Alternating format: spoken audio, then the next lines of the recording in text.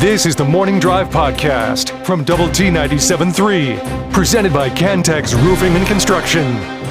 I'm Mike Hebert, owner of Cantex Roofing and Construction. Every day is game day, and we'll get it right when it comes to your roofing, construction, windows, and mirrors. Call Cantex Roofing and Construction today. Together, we are one serving you. Just one little tidbit to tell you about from Coach McCasland's press conference on Friday.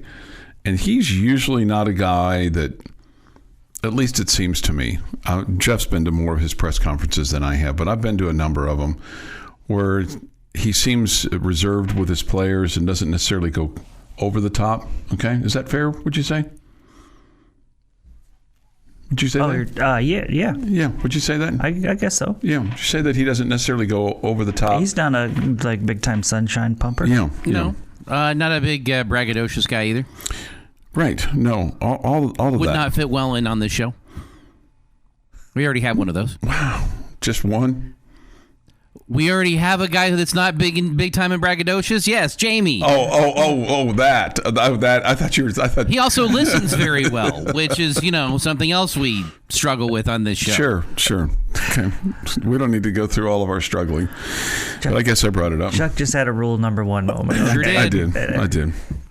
All about Chuck. No, but the thing that was interesting to me, he was talking about Josiah Mosley, who comes to Texas Tech as a sophomore. He played one season at Villanova. He's from Round Rock. He was the 2023-2024 Texas Gatorade Player of the Year. He averaged almost 23 and 9 rebounds in high school at Stony Point. At Villanova, he played in 30 games. Pedestrian in terms of his statistics. Less than 3 rebounds a game, a couple of points a ball game. But this is what Coach McCasland said about him. He said that Josiah Mosley will shock people. He is really, really good and has a high ceiling. That's good news. Okay.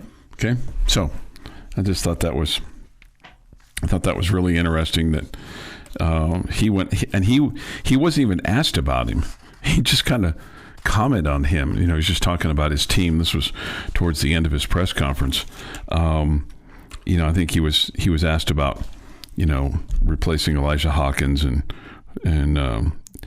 then he was asked about, the 3-point makes. He goes, they'd had used that quite a bit, obviously. And he said separation in our league is making threes. So they're going to have to find somebody to make some threes, make some big threes for him. And I'm not sitting here saying that Josiah Mosley is the key to all that, but then he just kind of went on in his comments and started talking about Mosley and said, just the more he talked about him, you could tell, man, the more that he was getting excited about him and just kind of what his potential was and what he's seeing from his team. So overall, I think he's pretty excited about what's coming up this basketball season, and there's a lot of reasons for that. In terms of the guys that you have coming back and the guys that you're bringing in. So we'll get some thoughts from him. Got some thoughts from him on that at 7:00 and other things as well. We had talked about the possibility of this, and didn't look like it was going to be a very high possibility, but now it's going to happen that Shohei Ohtani is going to make a start tonight for the Los Angeles Dodgers. Shohei Ohtani. Yeah, I guess I kind of butchered his name, didn't I? Shohei Ohtani. Shohei. Shohei Ohtani. There you go. I just kind of... You took the T out of his last name and put it in his first name. And moved the H and moved, well. Yeah. That was interesting. And promo. Thank you. I don't have to... not everything I do bad has to end up in a promo. I mean, occasionally we could have... I only need 2 promos a week. You're right. Not everything bad does. Maybe... Thank you for that. Ed McMahon. Every once in a while, I mean, it'd be nice to have something where we sound really smart too. Yeah, wouldn't it? We got work to do, Heinz, the two of us. Right. Anyway, he's going to start. We make that job tough for Jeff. We do. We do make that job tough for everybody that's listening. They're kind of like, okay, I'm looking for good news here. Shohei Ohtani will make his first start since August the 23rd, 2023. He is also going to be the game's designated hitter. However long he pitches, he'll be allowed to remain in the game as a designated hitter, and this is for a rule that's designed to help two-way stars like him, because they want him in the ball game. Yeah, do they really call him the designated hitter? Yeah, I think he steps to the plate called the pitcher. If he's a designated hitter, he's only. Afterwards, he'll be the designated hitter. I'm sorry. Yeah. Afterwards. Yeah. Okay. Afterwards, he'll be the designated hitter. I think they're calling him an opener for tonight, maybe 2 to 3 innings. So, I mean, that's, I guess, good news for the Dodgers. Good news for those that are following him. So, like they need any more help, right? They're pretty good. Yeah, like they need any more help. What was your take? That's good though. I think it's good for baseball. Obviously, he's a guy that fans love to see, and I think it's cool to have a two-way player like that. And obviously, he's really talented. Mm-hmm. So I think it's good. I mean, even though I'm not a Dodgers fan or whatever, I think it's good to have things like that draw interest in the sport. Yeah. What did you think of the Red Sox trade of Rafael Devers to Devers, yeah, to the Giants? He's miserable there. He's unhappy. He's a cancer, and the Red Sox did the right thing by getting rid of him. Yeah. Did they get enough for him? Great player. He's a really good player. They're getting a couple of pitchers. The Giants have needed some offense, much like a lot of teams, but they're going to pay his entire contract, which is $254.5 million over 8 seasons after this one. And he's going to still be the designated hitter for the Giants. He's not going to play third base for him. Well, he refused to play first base for the Red Sox. Right. But he was third baseman, and before they signed Bregman. Yeah, before they got a better defensive third baseman. And he's going to a team whose third baseman right now is injured, but apparently he's still just going to be the DH. The Morning Drive podcast from Double T 97.3 is presented by Cantex Roofing and Construction. Basically, almost halfway through the month of June, 2025. Here is Jeff McGuire with This Day in Sports History. I mean, we're in the second half of June. We are in the second half of June. So, yeah. Yeah. Oh, yeah. Rocking and rolling through the month. Didn't even realize that. Yeah. Halfway through it. 1938, the St. Louis Browns decide to take the bat out of Jamie Foxx's hand. Jamie Foxx or Jimmy Fox? Jimmy Foxx. I'm sorry, Jimmy Foxx. Jamie Foxx would have to wait a while to play Ray from 38. But, yeah, Jimmy Foxx, they decided to take the bat out of his hand. What do I mean by that, gentlemen? I say that they gave him a record 6 consecutive times. They just told him to walk to first base. Well, they actually had to throw the pitches back then. They threw the pitches, but then it was just go ahead and walk to first base. He didn't lean across the plate and try to hit one? 6 consecutive times. Yeah. Walked in the game. 1957. Just now, like after this year, the word intentional walk is like a 4-letter word now. It really is. Yeah. Because none of us Red Raider fans can think intentional walk and be like not have an emotional response or have an image in your mind. Yeah. That's tough. 1957, White Sox reliever Dixie Howell hits not 1, but 2 home runs to beat the Washington Senators 8-6. So a reliever pitched long enough in a game to get 2 at-bats and sent 2 of them over the wall. Back in the day, you used to see relievers come in, and they might come in the 6th or 7th and finish this thing out. We're going to hand you the ball, and we want you to give it back to us after out number 27, Jack Siebert style. 1975, NBA Milwaukee Bucks trade Kareem Abdul-Jabbar and Walt Weasley to the LA Lakers for 4 players. That Walt Weasley guy, man, he was the gem of that trade for sure. Walt Weasley. It's quite a name. You remember him, Chuck? I do not remember Walt Weasley. Do you have who the... No, I do not have the players that the Bucks got in return. Okay. 1995, Marlon... Was he any relation to Walt Three Blind Weiss? No. Mm-mm. No. Three Blind Weiss, wow. That was my favorite Chris Berman nickname ever. 1995, Marlins outfielder Andre Dawson hits his 400th National League career home run, bringing his total to 429. I had forgotten he played in the American League and that he played for the Marlins.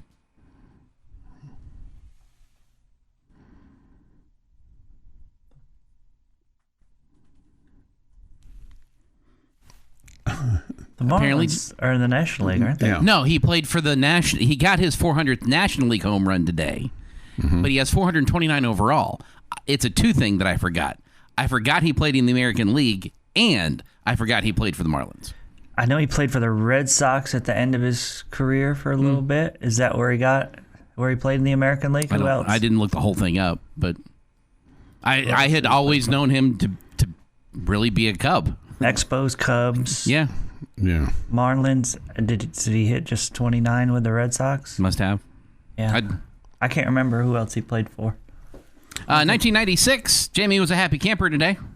50th NBA championship. Chicago Bulls beat the Seattle Supersonics 4-2. All right. Bulls 4th title in 6 years. We know what that means. It was a good run. And in 2016... It was the first title for Tony Kukoc, though. He was not in the first 3 teams. And in 2016, former Red Raider Daniel Colon pitches a perfect 9th inning for the Oakland A's in a 5-1 loss to the Texas Rangers. It is Fresh Vegetables Day. Okay. So go find some fresh veggies. That's a good day. Ask the farmer first. Don't just take them. Don't pick the rotten ones. Happy birthday to Justin Jefferson, who's 26, and Kerry Wood is 48. And on this day in 1858, newly nominated senatorial candidate Abraham Lincoln addresses the Illinois Republican Convention in Springfield and warns that the nation faces a crisis that could destroy the Union. Speaking to more than 1,000 delegates in an anonymous tone, Lincoln paraphrased a passage from the New Testament. A house divided against itself cannot stand. And that is this day in sports history.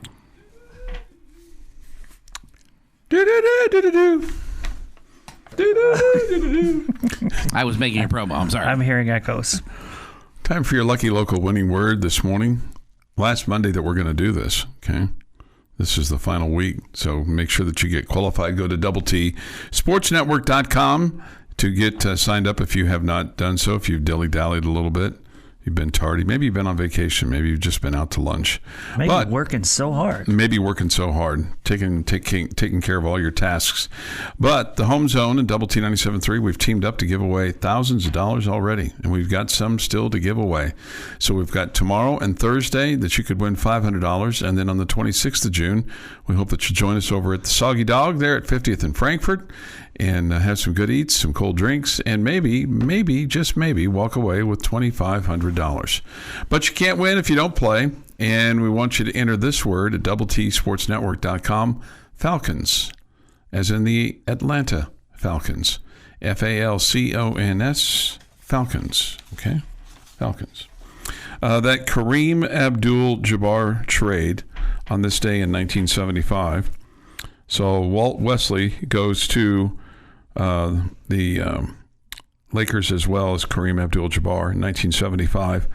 The Bucks get in return Elmore Smith, Brian Winters, who would be coach in the NBA later on, not very good. Then blue chip rookies Dave Myers, not very much. Junior Bridgman would have been the highlight guy in that trade. I recognize that name. Yeah. And some cash. Okay. Junior Bridgman just recently passed away. So Maybe that's why I recognize him. Yeah, and we talked about him a little bit. I mean, he was a terrific player, and even better businessman. He played for the Bucks. He played for the Clippers. And when he passed away, he owned hundreds of fast food restaurants, and at one point in time was a Coca-Cola bottler. Okay. Despite never making more than $350,000 a year, he had a net worth of $1.4 billion. Woo. So he was indeed one of the wealthiest former athletes in the history of being a former athlete. Good for him. Yeah. He was not one that squandered his money or spent it poorly. He chose wisely. Nice. 6:52 this morning here on the Morning Drive. Thoughts, comments, Yates Flooring Center chat line. Go to double-T973.com for that, or the mobile app. A potential conversation starter if you need one for today, Jamie. But the Colorado Rockies are now off to the worst 70-game start in baseball since 1899. 1899. How about that? Mm-hmm. They are a candidate for being thrown out of the league. 14-57. They have a run differential of minus 203. They're not very good. They're not very good. Saw Braxton Fulford had an RBI hit yesterday, though. Okay, well that's good. That's good. He's seeing history right there. He is seeing history. He's got a good view of it. Well, but you know what they call him? A big leaguer? A big leaguer. Yeah. That's right. Yeah, no doubt. Yeah. It's kind of like, what do they call doctors that make C's in med school? Doctor? I don't think Braxton's making C's. Let's not accuse him of that. No. I don't think he made any C's at Texas Tech. I think he was a 4.0 student. Yeah. Yeah. Yeah. No doubt. Your daily dose of sports and fun. This is the Morning Drive Podcast from Double T 97.3, presented by Cantex Roofing and Construction. Can we go back to those bites real Sure. quick? Does anybody else, I mean, am I just like searching for drama here? But does anybody else feel like two different times he mentioned about it being not, about the family and the support staff and all the above? Two different times he brought that up. That says to me there's a reason for that. That maybe it wasn't quite so familiar last year. That's kind of what I took away from it. Yeah, maybe so. Did you guys hear the same thing, or am I just looking for something there? Maybe a little bit, but I mean, I guess the way that I look at that is, that season is in the past, and they had so much success. I don't think the lack of togetherness, caused them to lose to Florida. Yeah, no, I don't know that I would say that either. It's interesting to me. Like you're saying, it's in the past. That's last year, blah, blah, blah, blah, blah. But he felt the need to bring it up twice. Yeah, no, it's important to him, obviously.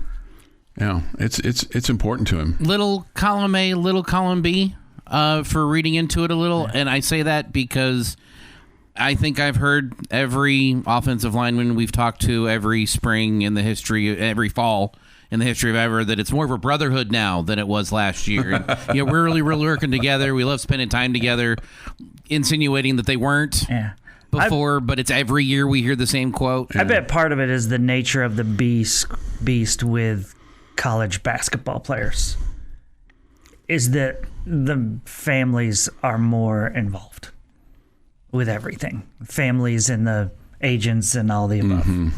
I'm more involved. It seems to make more sense on that, because there's just fewer bodies. I wonder if there were people involved with Darian Williams last year that were telling him, "What? You're a little bit banged up? Yeah, you should tell him you can't play.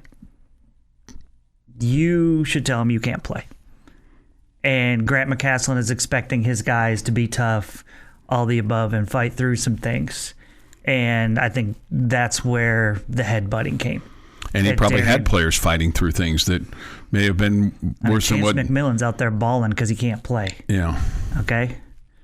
Yeah, it feels like to me that's what that was about.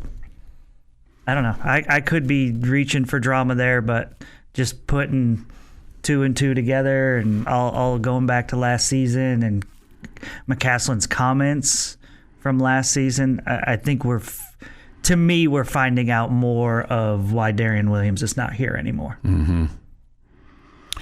Okay, so one thing that was really, really interesting to me, and a number of people agree with you, Jamie.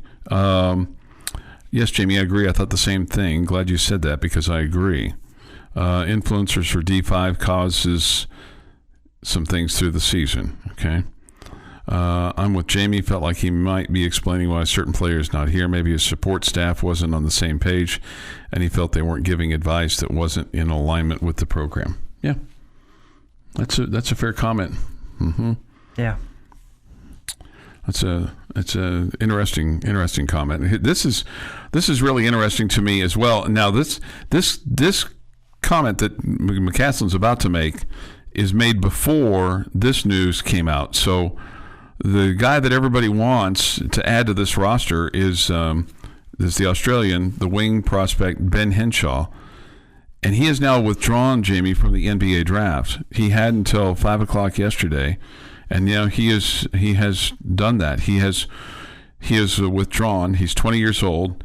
He will now explore, according to this article, NCAA basketball as well as professional leagues around the world for next season. That next key is really key to this next comment from Coach Grant McCasland, who was asked if he will add more players to his current roster. We do anticipate adding. I know for sure 1. There's a possibility it could be 2, and we have targeted those guys that we would like to have as a part of our program.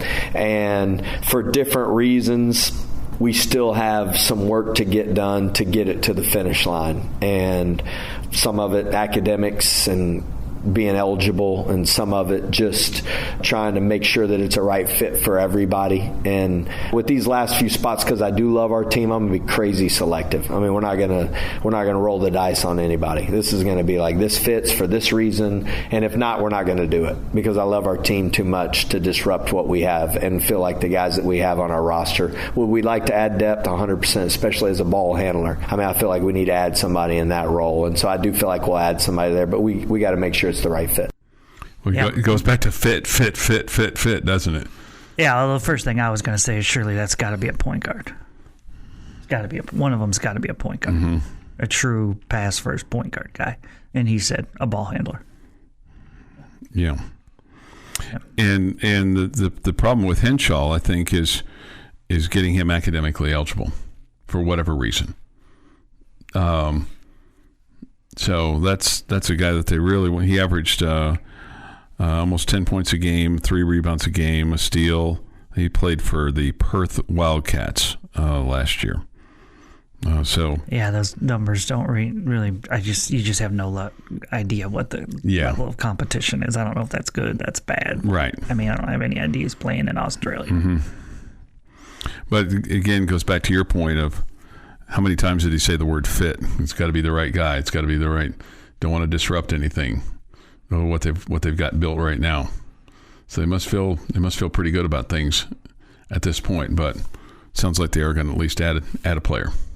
Yeah, interesting. You would think they would want to get him in as quick as possible. So because of all the things that we've talked about and how important it is to get that chemistry together.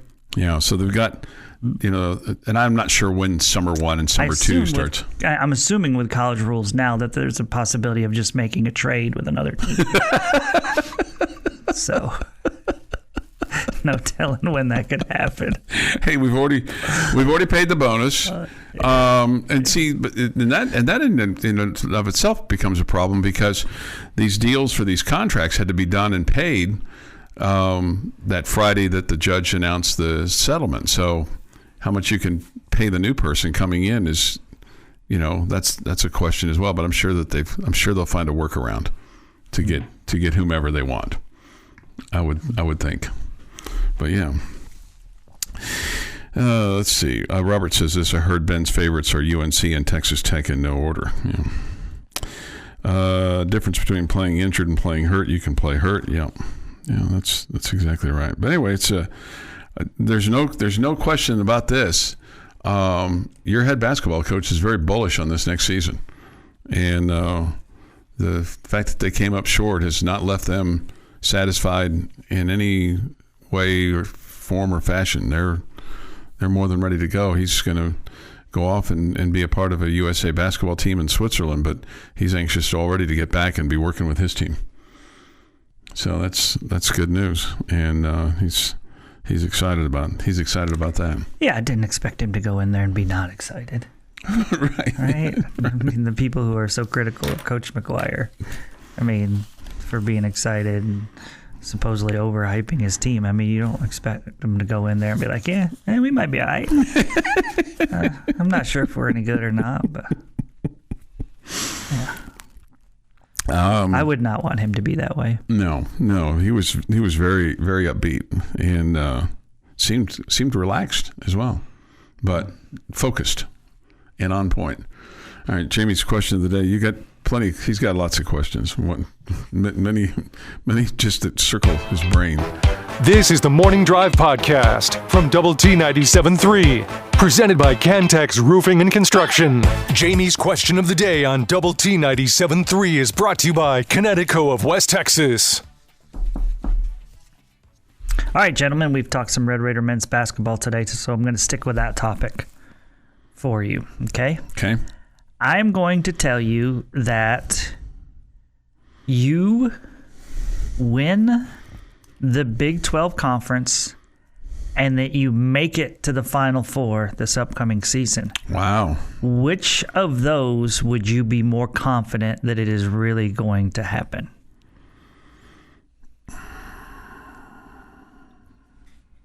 I think I'd be more confident right now that you could win the Big 12, that you would win the Big 12, because I think the level of competition at the top is pretty even.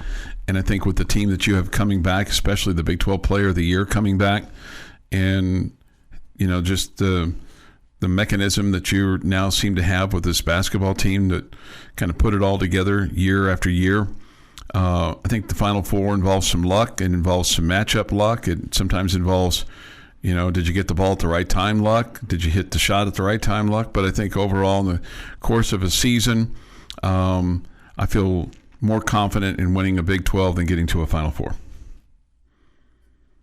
Okay. Take everything Chuck just said, reverse it, and that's why I think you'll have a better chance to make a Final Four. Because of how tough the Big 12 is.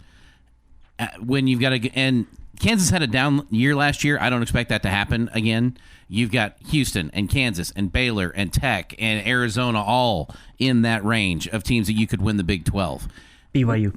And BYU. You get to the NCAA tournament. We're talking 4 games to get to the Final Four.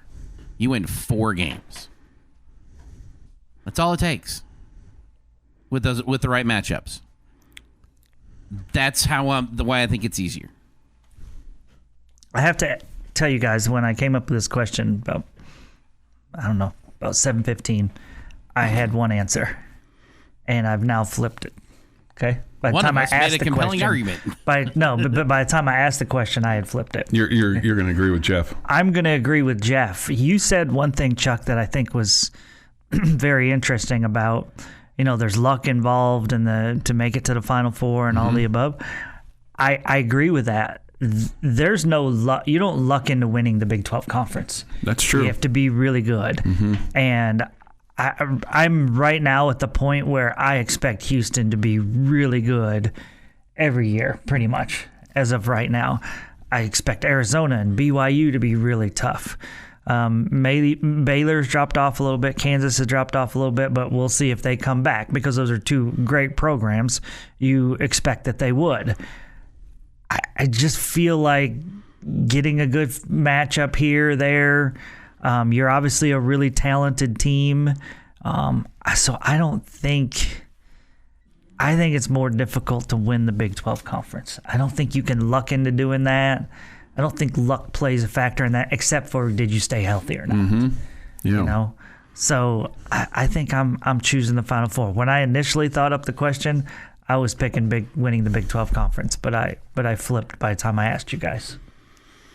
I mean, I hear what you're saying. Obviously, as you get through the tournament, especially if you've got a 2 or a 3 seed, those first couple of games are a little easier than the last couple of games, and potentially you're the team that nobody wants to face. But I do think that I hear what you're saying with regard to the luck thing. You're probably right. There's not a great deal amount of luck when you're banging through an 18-game season, and you're playing 9 on the road and 9 at home, and you have the level of competition that you have, because it's not going to get any easier. I do think that it's what's interesting to me is it seems like the teams at the top have gotten tougher, and the teams that were used to being at the top are struggling to remain in that top 4, and I would include Kansas and Baylor in those two. And mainly the thing is that I think the money's caught up with them. I think the level of talent is caught up with them. The turnover is caught up with them, and I think even a school like Kansas now looks at how much they're dedicating to paying their roster, and it's kind of equal to, or even maybe less than yours and others in the Big 12. And so that level of top 8 talent, top 9 talent, it's not as dominant as it was 5 to 10 years ago. Not even close. It's not even close. So I don't know. It'd be interesting to see what others think about that. There's also the other side of we know the Big 12 is going to be tough. Like, there's no argument that the Big 12 is going to be tough. How many times have we seen a 1 or a 2 or a 3 seed that you're supposed to play, or that you ended up playing, that as they went through the bracket, they didn't face anybody that they were supposed to face because the bracket in front of them just collapsed? It happens every year. You've got the other side of luck that can go with it too, that it's not just a good matchup for you, but, oh, look, you're the 2 seed and the 15 seed won. So, not the 15, the 16 seed won. So now you're not having to face the 1 at the end. Yeah. Or you're the 1 seed and the 15 beats the 2. So now you're not facing the 2. Like, your bracket can get easier as it gets thinned out with perceived talent at the beginning of the tournament. That doesn't happen in the Big 12. Houston's going to be good. They're going to play all 18 games in the Big 12. Yeah. Like I said, either one of them is going to be really tough. Yeah. But I think with the level of talent that you have and you continue to add to the roster, I don't think either one of them's out of the question. You could nail them both, Chuck. you can. Why not? Yeah. I'm here for it. Yeah. I mean, truth be told, obviously everybody would rather have a Final Four than a Big 12 championship. Right? Or wrong? I would. I'd rather have a Final Four than a Big 12 championship. Yeah, probably. It's not as easy of an answer to me. Final Four's tough. You don't got a whole lot of Big 12 trophies over there. Your daily dose of sports and fun. This is the Morning Drive Podcast from Double T 97.3, presented by Cantex Roofing and Construction. All right, so like the big TV shows, like the Today Show, they have a summer concert series, all right, where they bring in people for a free concert, right? They play it there on the streets in front of their studios there. Okay. Studio 1A or whatever they call it, right? Mm-hmm. And so they have, people of high regard.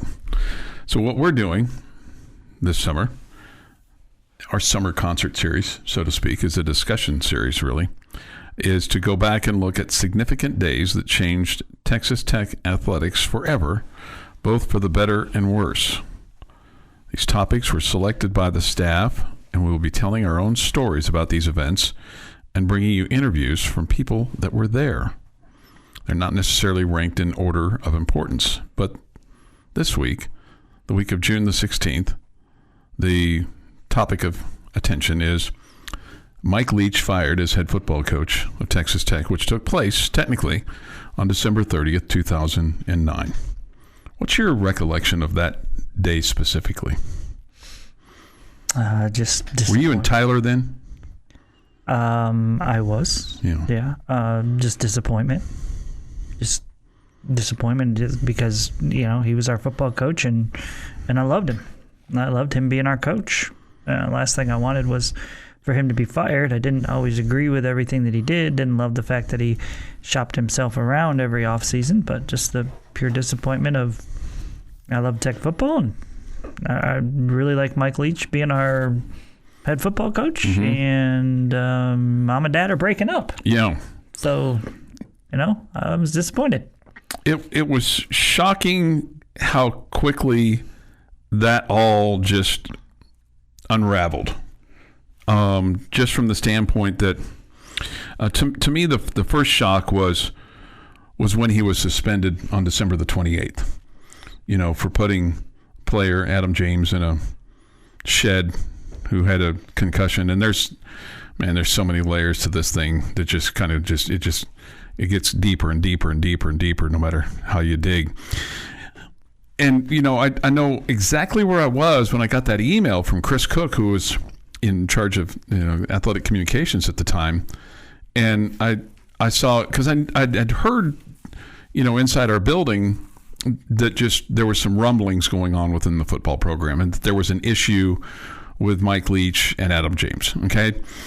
And it wasn't anything that was reported on yet. I just heard the rumblings. Okay. And so my first glance at it was like, oh, they suspended Adam James. But then the second glance at it was like, oh no, they suspended the head football coach. I'm like, oh my God, that's unbelievable. And this is like right before they're supposed to go down to, San Antonio and play in the Alamo Bowl. I mean, this is like the day before. And prior to that, we had actually recorded a Red Raider Football with Mike Leach show that was going to air prior to the bowl game. We had recorded it over at Ruby Tequila's, which at the time was hosting that show. And it was significant because there was nobody in the restaurant but Chris Level and Robert Giovanetti, myself, and a couple of other people. I think I'd invited my wife and brother-in-law and his wife, and we sat there and ate lunch and watched it and just listened to it. And it's a show that never aired. And it's funny because the other guest on that show that day was, just by coincidence, Ruffin McNeil. And then when Leach is fired, I'm on my way down to San Antonio. We're going to go down for the bowl game, and just ironically, our daughter was starting her first job in San Antonio, and so we're moving her. So I'm in a moving van when I hear the breaking news on the radio from Chris Sneed saying that Mike Leach had been fired before the court case started. And so obviously after that, all hell broke loose. And the disappointing thing to me about the whole thing is, no matter by hook or by crook, is that the two sides were never able to come together and have resolution. And that it took his death for there to be some kind of resolution, which I'm not really sure there's total resolution today. Yeah, I wouldn't say that there is. I think there was some resolution, obviously, because he's been put in the Hall of Honor. Whether he was paid some money or not, or his family, I don't know. That's the rumor. But the sad thing about the whole deal is, for whatever reason, he kept suing and talking about the university, and the university was put in a terrible position because it was hard for them to defend themselves. And all it did was split the fan base, which took forever for the fan base to get back together. Yeah, and it was costly. Yeah, no doubt. And I'm sure there are some people out there that still tell you that they've never come back because the way Mike Leach was treated and all those kind of things, which is craziness to me, but it is what it is. Yeah, and so it was a monumental day.